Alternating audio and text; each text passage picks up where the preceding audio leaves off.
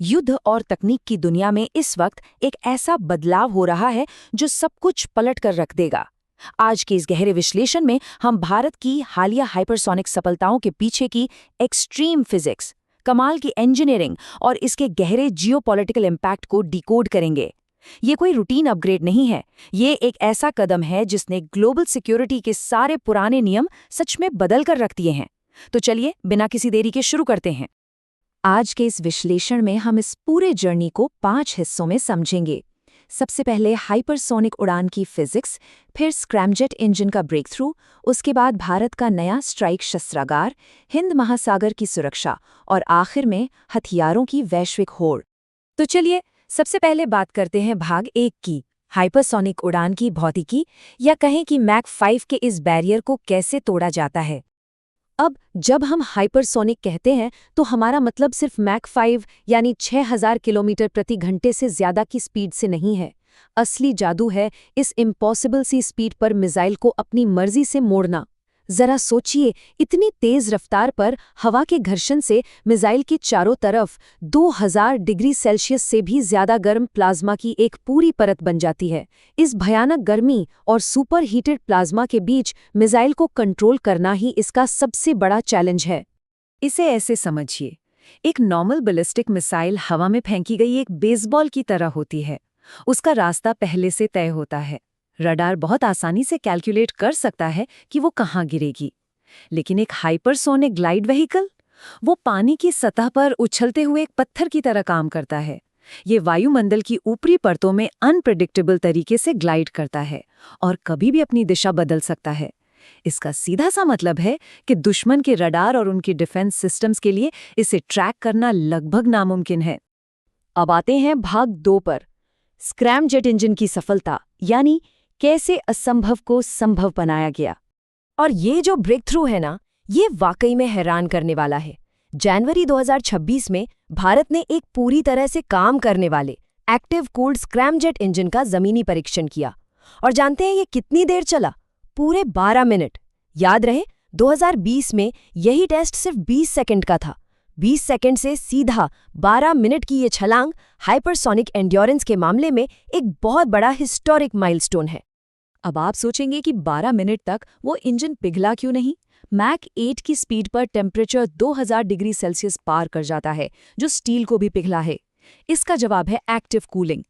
Engineers ने क्या किया कि मिसाइल के फ्यूल को जलाने से पहले उसे इंजन की दीवारों के अंदर बने चैनल्स में घुमाया। मतलब फ्यूल ने खुद एक कूलेंट की तरह काम किया।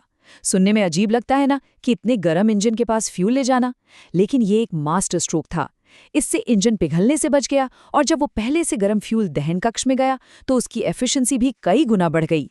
चलिए अब जरा जूम आउट करते हैं और चलते हैं भाग 3 की तरफ, भारत का नया स्ट्राइक शस्त्रागार, जिसमें प्रोजेक्ट विष्णु और ध्वनि जैसे नाम शामिल हैं।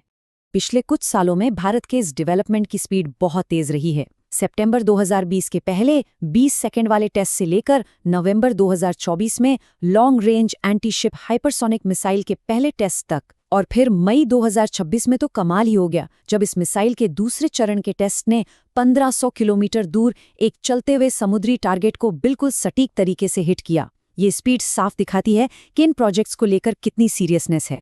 ये जो नई मिसाइल प्रणाली है, ये 2 हिस्सों में काम करती है। सबसे पहले एक वर्टिकल कोर लॉन्च होता है, फिर एक सॉलिड रॉकेट बूस्टर इसे मैक 10 की एक्सट्रीम स्पीड और ऊंचाई तक ले जाता है। इसके बाद ये बूस्टर अलग हो जाता है और फिर शुरू होता है इसका असली खेल। मिसाइल बिना किसी पावर के मैक 5 की एवरेज स्पीड से अनप्रिडिक्टेबल तरीके से वायुमंडल में ग्लाइड करती है और अपने टारगेट को तबाह कर देती है। अगर हम पुरानी ब्रह्मोस सुपरसोनिक मिसाइल को इस नई स्क्रैमजेट वाली मिसाइल से कंपेयर करें तो फर्क बिल्कुल साफ दिखता है। स्पीड मैक 3 से बढ़कर सीधा मैक 8 हो गई है और रेंज 400 किलोमीटर से जंप करके 1500 किलोमीटर से भी ज्यादा हो चुकी है। ये कोई छोटा मोटा अपग्रेड नहीं है, ये एक पूरा का पूरा जेनरेशनल शिफ्ट है जो मारक क्षमता को एक अलग ही लेवल पर ले जाता है। और अगर हम पूरी रेंज की बात करें तो अब हमारे पास शौर्य नेक्स्ट जनरेशन जैसी मिसाइलें हैं जो 1900 किलोमीटर तक मार करती हैं। ये टैक्टिकल थिएटर स्ट्राइक के लिए परफेक्ट हैं। लेकिन दूसरी तरफ हमारे पास ध्वनि जैसा हाइपरसोनिक ग्लाइड व्हीकल भी है, जिसकी रेंज 10,000 किलोमीटर तक होने का अनुमान है। सोचिए, ये एक इंटरकॉन्टिनेंटल कैपेबिलिटी है जो भारत को एक ग्लोबल स्ट्राइक नेटवर्क का पावर देती है। अब इसकी जियोपॉलिटिकल इम्पैक्ट्स को समझने के लिए चलते हैं भाग 4 की ओर, हिंद महासागर की सुरक्षा यानी समुद्री शतरंज की बिसात। 2026 में भारत के पूर्वी समुद्र तट पर आईएनएस वर्षा के नाम से एक नया और बेहद महत्वपूर्ण नौसैनिक अड्डा खुल रहा है। ये बेस पूरी तरह से न्यूक्लियर सबमरीन्स के लिए बनाया गया है। इसे चीन के हैनान द्वीप वाले लॉन्गपो बेस के एक रणनीतिक जवाब के रूप में देखा जा रहा है। सबसे खास बात यह है कि आईएनएस वर्षा में अंडरग्राउंड टनल हैं जो इसे सैटेलाइट्स की नज़रों से बचाती हैं और भारत की सेकेंड स्ट्राइक कैपेबिलिटी को बहुत ज़्यादा सुरक्षित बनाती हैं। और यहीं पर ये हाइपरसोनिक हथियार सबसे बड़ा रोल प्ले करते हैं। ये भारत की एंटी एक्सेस / एरिया डिनायल या कहें कि A2AD रणनीति का मुख्य हिस्सा बन रहे हैं। इनका मकसद एकदम क्लियर है, दुश्मन के बड़े एयरक्राफ्ट कैरियर ग्रुप्स को अपने इलाके से दूर रखना। इन तटीय बैटरियों की वजह से मलक्का जलडमरू मध्य जैसे दुनिया के सबसे ज़रूरी चोक पॉइंट्स पर अपना कंट्रोल और दबदबा बनाए रखना काफ़ी आसान हो जाता है। आइए अब इस पूरे मुद्दे के ग्लोबल कॉन्टेक्स्ट को समझते हैं। भाग 5, वैश्विक हथियारों की होड़ और टॉप 4 देश। 2026 तक आते आते दुनिया के टॉप 4 देशों में एक ज़बरदस्त रेस चल रही है। अमेरिका अपनी डार्क ईगल बैटरियों को जल्द से जल्द तैनात करने में लगा है।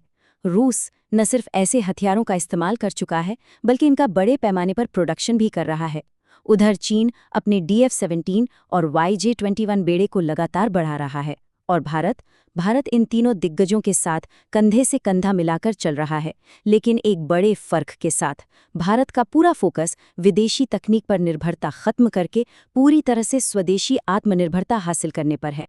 लेकिन पता है, इन हथियारों की सबसे डरावनी और पावरफुल चीज़ इनकी स्पीड या रेंज नहीं है, वो है इनका टाइम को सिकोड़ देना। पहले दुश्मन के हमले को डिटेक्ट करने और उससे बचने के लिए 10 मिनट का समय मिल जाता था, लेकिन अब ये हाइपरसोनिक स्पीड उस डिसीजन विंडो को घटाकर सिर्फ कुछ सेकंड्स तक ले आती है। दुनिया का बेहतरीन से बेहतरीन और एडवांस्ड एयर डिफेंस सिस्टम भी इतने कम टाइम में रिएक्ट करने में पूरी तरह बेबस हो जाता है। और यही बात हमें आज के इस विश्लेषण के सबसे अहम सवाल तक लाती है।